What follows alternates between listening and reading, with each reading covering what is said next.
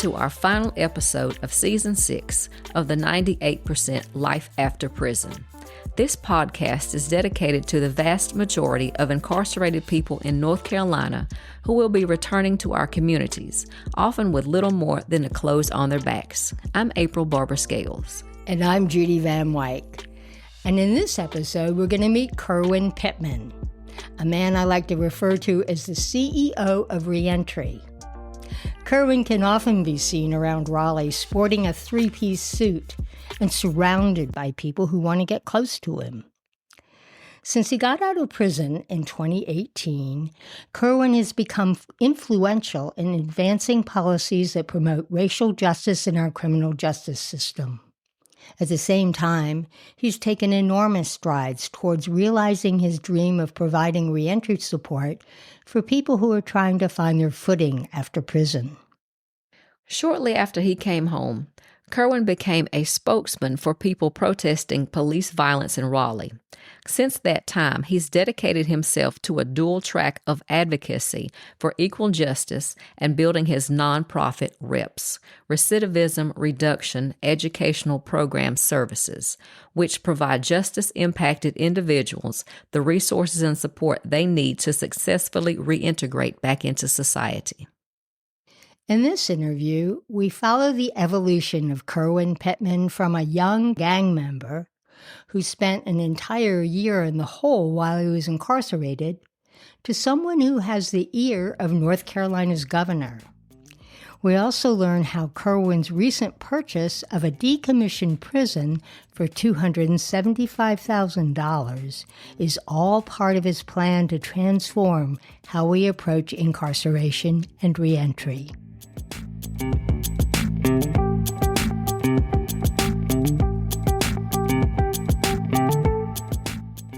I grew up a military baby, and so both of my parents was in the Air Force, and so I was born in Landstuhl, Germany, came to the States at the age of 3, moved to a place in eastern North Carolina called Tarboro, North Carolina, and so in Tarboro, North Carolina, we kind of had a rural upbringing where it was a close-knit community.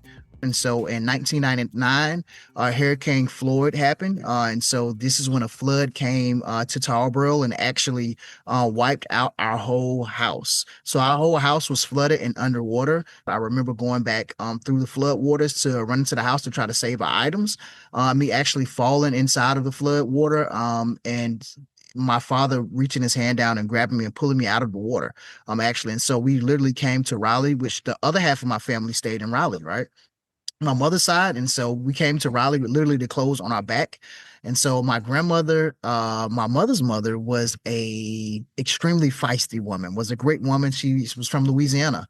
And so part of half of my family is the eastern side is Waccamasu and Native American and African, and my mother's side is Creole. And so my grandmother was a short Creole woman who didn't take any mess. She ran a juke joint at night out of her house. And so I grew up in kind of this juke joint style environment as a little kid. And so I would, me and my brother would kind of do skits for people in the juke joint. That's how we got our money.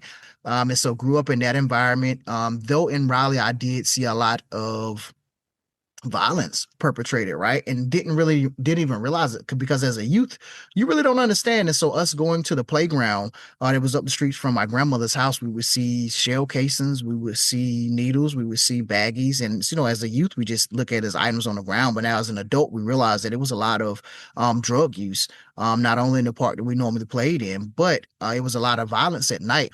One of my memories that I always remember was that my uncle would always have a saying. And so at my grandmother's house, we would hear gunshots every night. And so my uncle would always holler when we heard gunshots, hit the floor. And so that was one of his main sayings. And we would all have to jump on the floor regardless of what we was doing until the gunshots passed. What landed you in prison? So being a youth in Raleigh, particularly my neighborhood, I really didn't have productive role models. Let me say Mm-hmm. that, right? And Yeah. so my role I hear models were those who were closest to my environment and those who was in my environment. And, and in my environment, it was the individuals who was actually indulging in street activities, right? Was indulging in criminality. And so quite naturally, as a youth seeing these things, I was kind of fascinated by these things and kind of gravitated towards these individuals. So ultimately, me indulging in the street life and looking at these role models and kind of gravitating towards them, I began to do the things that they did, and not to make any excuses, but just setting what my I hear environment that. looked like. And so I indulged in criminality. So I did everything under the sun as a young man trying to survive, as a young man hustling in the streets. And violence was perpetrated against me several times. And it became like a revolving cycle. And so I joined a gang, and eventually excelled in that gang, because I'm one of the guys that if I do something, I'm gonna put my all to it, right? And so like I put my all to it and I go hard, 10 toes down. And so it was whether I'm right or wrong. And so it was one of those things. And so ultimately, that landed me in the carceral system, right? And so something that turned out to be a fight that spilled over into something much more, landed me in the carceral system for 11 and a half years. And the way I look at it, everything happened for a reason.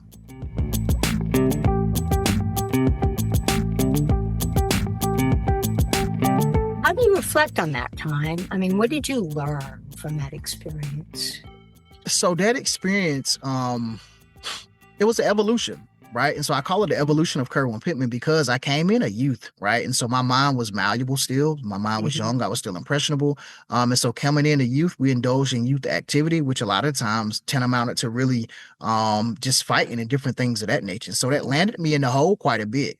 And so throughout the course of my incarceration, I did close to 1,000 days in the hole. My longest stint was 365 days in solitary confinement. And so that's 23 in one, a room about the size of a parking space.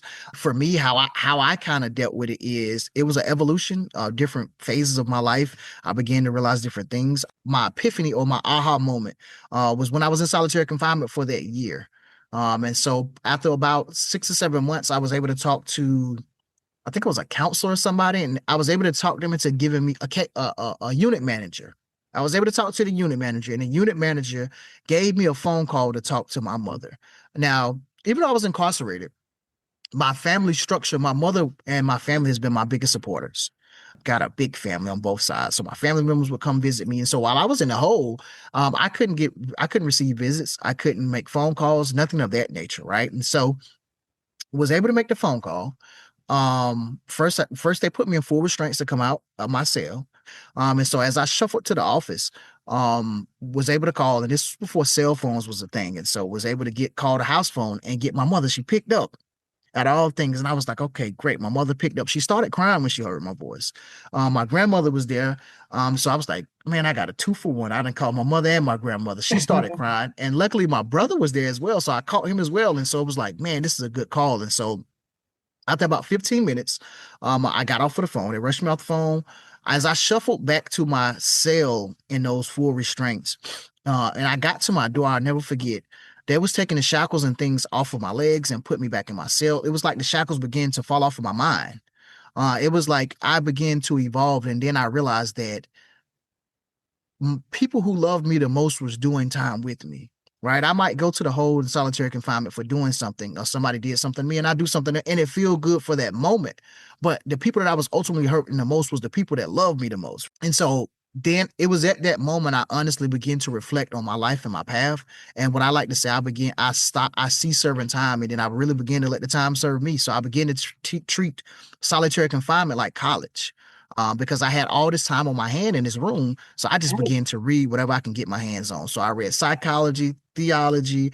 I read Afrocentric books. I realized I was a lover of history, this whole world that I knew nothing about, because when I was out, I was indulging in street activities, right? And this was my world. And so I really began to learn who Kerwin Pittman is and what I loved and the things I liked and different things of that nature. And so I came out of solitary confinement a different person. I began to think of a nonprofit when I came home that could help people coming out even before I came home. And so I began to really grow up. Now, I ain't gonna lie and say I didn't go back to the hole after that. right? Because I did go back to the whole under investigation, but I didn't really go back to the whole for something I had actually done. It was more so under investigation because of my past coming back to haunt me. But I looked at it it was just part of my journey. That's all.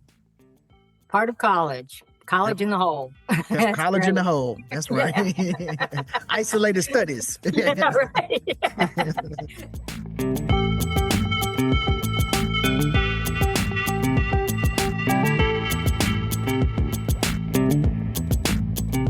So, just real briefly, what was your transition like back to society? You had your family that you could go back to.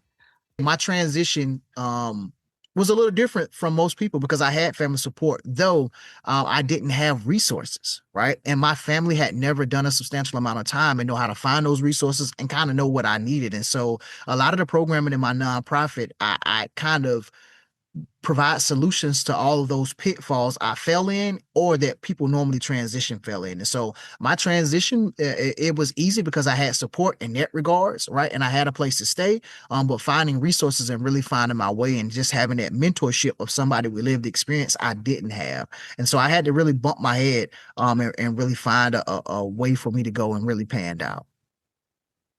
So I first heard of you following the George Floyd murder, and Governor Cooper formed a task force, the Racial Equity and Criminal Justice Task Force. Yep, correct. And you were on that task force. Tell us how you got onto the task force and, what that experience was.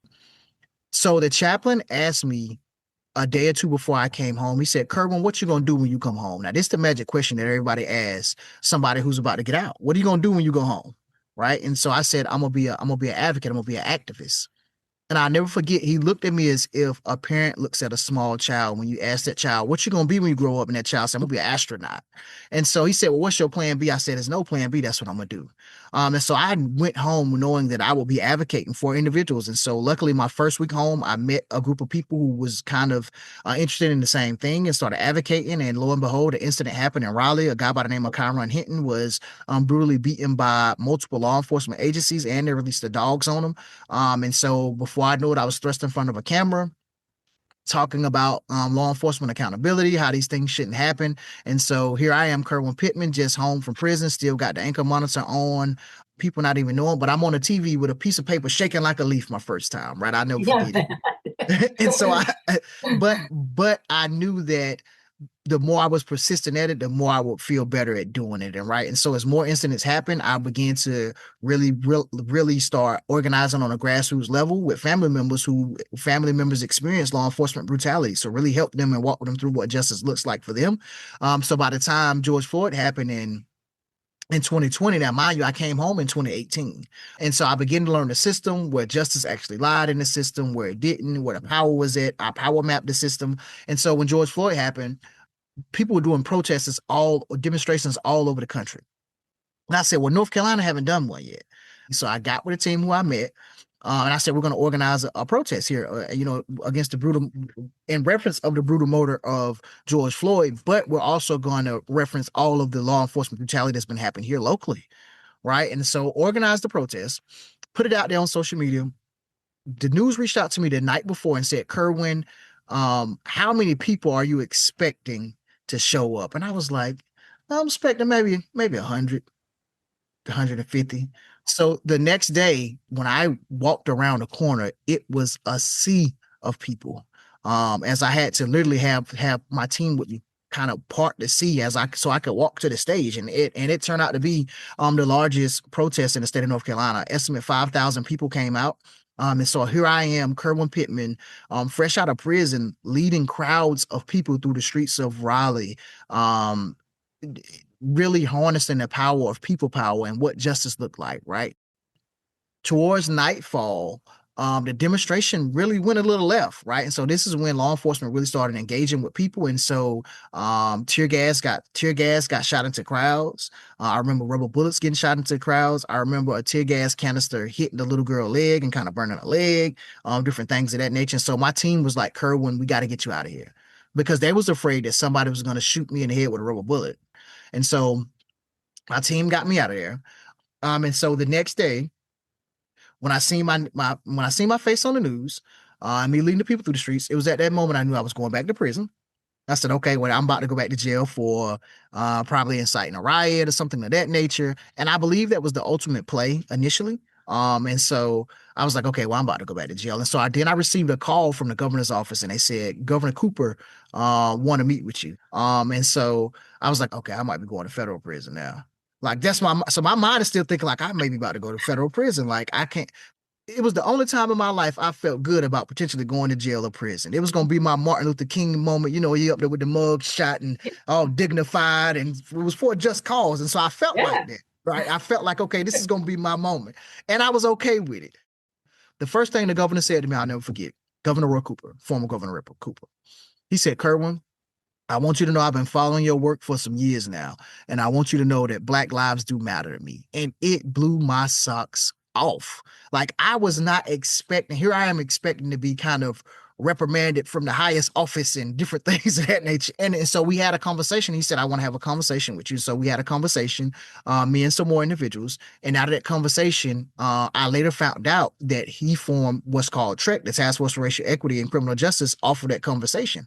And so later on, he told me, he said, Kerwin, that conversation we had is what made us form TREC. And so they told me this when they asked me to be a part of it. And he said, and you know, I would like for you to be a part of this task force. And this task force will be looking at policy change and different things of that nature. And so I realized that policy change is really how you create effective change. And so we came up with 225 recommendations. That's totaling sub recommendations from a multitude of different things. We advocated for a multitude of different things. It was a lot of different stakeholders and perspectives on TREC, from those who was diehard law enforcement and law enforcement supporters to those who was kind of set on my end at the end of police brutality, who was looking to really change the system and how the system functioned.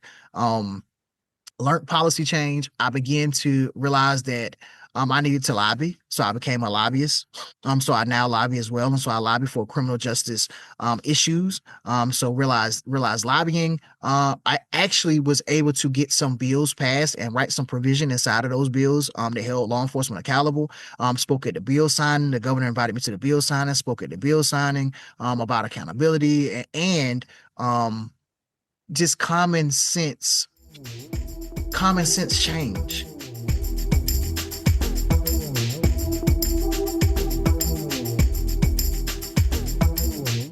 Had you started your nonprofit, which we will explain is RREPS, Recidivism Reduction Education Programs and Services. That's right. Reps. So had you already started the nonprofit, or how did this inform your nonprofit? That's the basic question. And so the nonprofit was actually started inside a prison, right? But I hadn't made it official until I actually came home and really put it on paper and did all the paperwork and different things of that nature. Also, as well as worked in tandem with a lady named Dawn Blagrove, who I met the first week I came home. Right. Mm-hmm. And she has been one of my guiding lights ever since, right? Like, love her to death. She took over an organization that was called Carolina Justice Policy Center. So both of us have organizations. And so when George Floyd came, mine was reentry helping people and hers was more advocacy. When George Floyd came, she was able to maneuver, and then she got some money. And she was like, Kerwin, I got some money. I want to hire you on to like my organization. I said, well, am I going to have to kind of like not work for my organization anymore and drop my organization? And she said, nah. She said, you'll be able to do both. And I was like, all right, I'm in, I'm sold. And so that organization then transformed from Carolina Justice Policy Center, which was Dawn Blagrove's baby, to Emancipate NC. Right. And so simultaneously, I was working for and building Emancipate NC through advocacy and law enforcement brutality, different things of that nature and change, but also, juxtaposed to that, or not even juxtaposed, but simultaneously was also building up reps through helping people coming home out of the carceral system, because I had made so many friends inside of prison. They would see me on the news and think I was so successful. Right. And I would be like, man, I'm barely scratching and barely making it. As far as reps go, I really started pouring in and leaning into reps maybe 3.5, 4 years ago. Right. And so, and it was a no-brainer for me. All I would do was look at the gaps and then come up with solutions for those gaps. right? So I've always been a type to be able to look at a problem, look at an issue, and come up with common sense solutions that actually work. And it's like, why ain't nobody thought of this shit? Okay, let's implement this. And so my organization reps is informed by my lived experience. And so right now, some of the things we have going on is we have our call center, the recidivism reduction hotline, a call center. So when I came home, I realized it was hard to get reentry resource information from one end of the state to the other. So I scraped the state for reentry resource information. I vetted it, and then I started a call center with of those who have lived experience, right, to man the actual phones. And so we started a call center that has been wildly successful. To date, we received over 4,000 plus calls as people calling from all over the country. And we vet it every 6 months. Now, a lot of people say, well, Kerwin, why you just ain't do no resource guide? It would have been hard to navigate a resource guide just to call a number after I figured out which one it was, just to realize that it didn't work. It wasn't an updated resource guide. Right. So it was so many layers. So talking to somebody, getting their real experience by somebody who's already just as impacted and certified as forensic peer support specialist and community health worker. So all of my team has both of those designations because we wanted to be able to help the people with as many tools as we can have at our disposal. So that's one of the programs we now have going on. We also have the mobile units, which has been wildly successful. Yes. Well, tell me about the mobile unit, because that was started just last year, right? Yeah. Yeah. So what I realized, one of the biggest barriers for directly impacted people is transportation. Right. And so it's hard to get your license. And then when you do get your license, it's hard to actually get a vehicle because it's hard to have a job. And so it was so many different things. And so I said, we're just going to bring the resources to the people. And so my spirit told me to get a bus. I got a bus, gutted it out, transformed into a mobile center, got some money, hired those with lived experience who went through the criminal justice system to actually go into communities in the central region. And so we started out here locally in the central region, helping going to Durham, Raleigh, Greensboro, Butner, Winston-Salem, like all of the places. And so we realized that within 6 months, it was so wildly successful. We had served thousands of people. Like we went on and started another one for the eastern part of the state. And so what services look like is we go into communities, we help people get IDs, birth certificates, social security cards. We help them sign up for Medicaid, Medicare, find out who their care manager is. We connect them with jobs, and we help them with clothes, with all of the things that they need. We give out food supplies, all the things they need to be successful and really help them what we call this life stabilization phase. We provide on this mobile unit, and we bring it directly to the people. But what I realized is that we're servicing so many people, I need to bring a case manager on because you want to have this wraparound supportive services, right? You didn't want to just start people off, get them on the right track, and then leave them hanging. And so I brought case management on, trained case management. And so now we have a case manager as well that work in tandem with these different mobile units, and it has been wildly successful. We are in talks of expanding these units out to the western part of the state and then the south central part of the state. So we'll be rolling out some more mobile units this year, fingers crossed, God willing.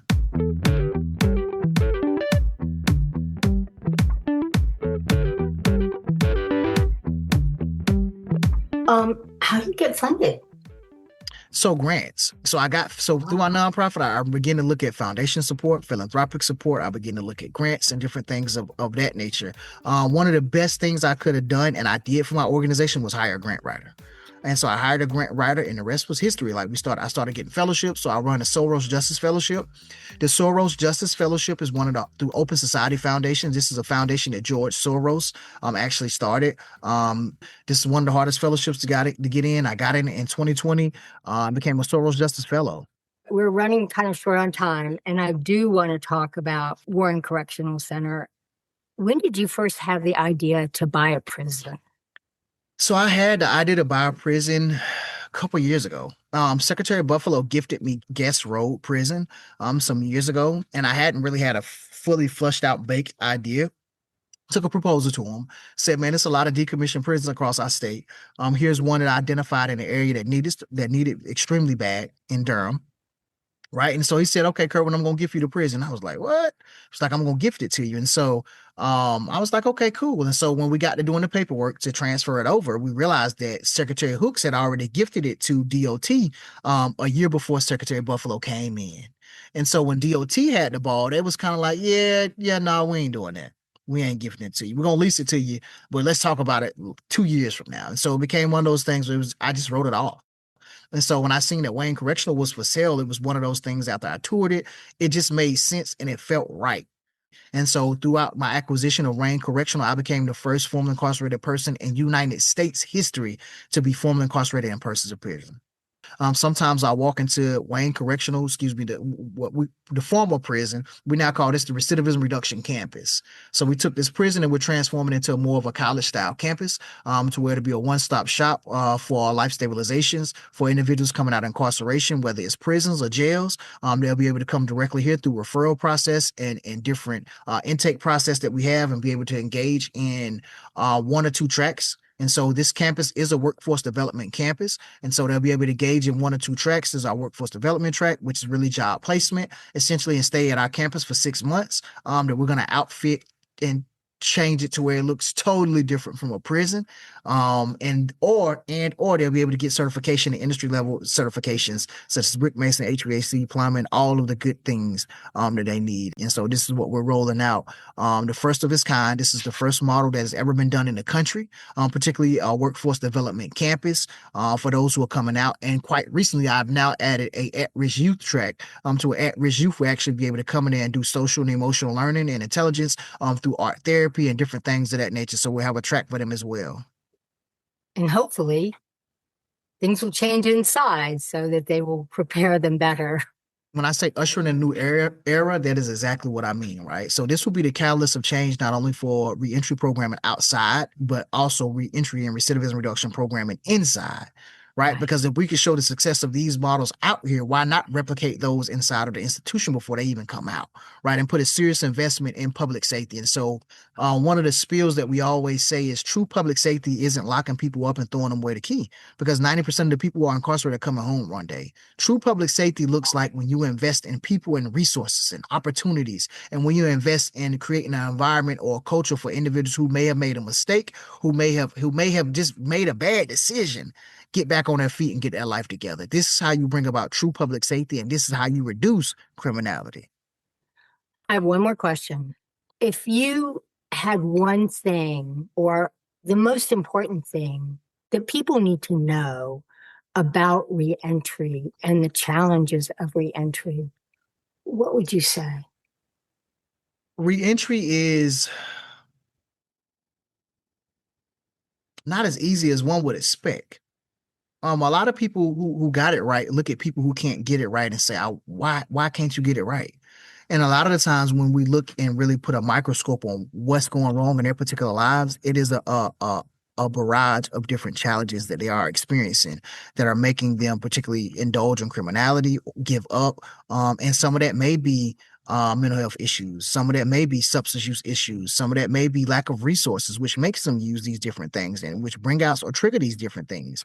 One of the things that I do know is when we provide people with resources, people with opportunity, when we take people out of survival mode, right, they are less likely to commit crimes. And so when you think about reentry, think about people who are in survival mode, right? How do we take them out of survival mode?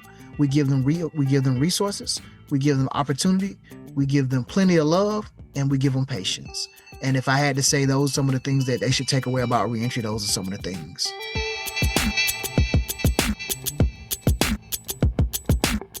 Between raising money for his workforce development campus and running his reentry nonprofit, Kerwin Pittman is a very busy man. I was thankful to be able to pin him down long enough to do a Zoom interview. There's so much ground to cover, but I do think it's important to mention that in addition to everything else he's doing, Kerwin sits on the Joint Reentry Council of North Carolina's 2030 initiative with George Pettigrew, and he's doing some good work there. April, you know Kerwin. You've worked with him, right? Yeah, Kerwin is one of my brothers. I think I've probably known him pretty much since I have been out of prison. We're in a lot of the similar spaces as far as reentry and reform are concerned. I've also been privileged to be on the Justice League, which he's a part of. Kerwin is a very good role model and an influential person on a lot of people. So, yeah, we see each other in a lot of similar spaces. Cool. And what do you think of this decommissioned prison?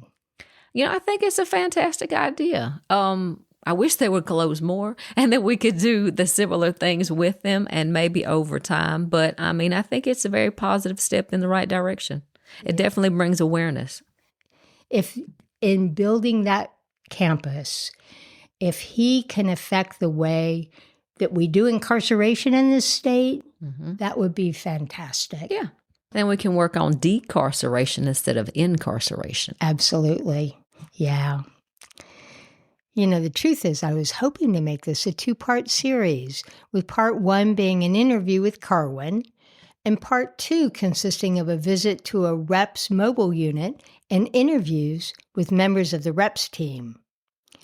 The way I look at it, his team is an important part of his success. Anyway, there never seemed to be a good time, and I finally gave up asking. So I hope that in the future we'll have a chance to do a story on one of the mobile units.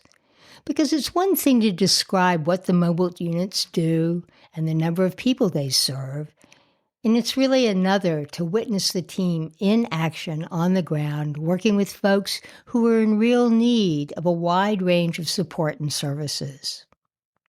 I've seen Kerwin's unit. That's pretty cool. The mobile units are good. I don't know any of his staff personally. You know, I've met them and I've seen the units around, and hopefully they'll be in my neck of the woods soon, because Orange County could definitely use some support.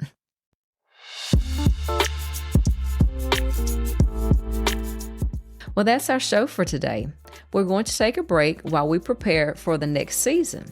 Meanwhile, we're going to upload this year's body of work to Edovo, so folks incarcerated in North Carolina and beyond can listen to the show on their tablets. We have a few ideas already for our next season, which we hope to start working on in September. But during our break, if there are old episodes that you'd like to hear or would like to revisit, you can go to our website, www.the98-lifeafterprisonpodcast.com. That's www.the98-lifeafterprisonpodcast.com. Before we go, I want to give a shout out to Moby Gratis, an online music resource created by a world-renowned musician that offers free music to nonprofit creators like us. Thank you, Moby Gratis, and thank y'all for listening. Bye, everybody, and stay cool through this super El Nino we're going through.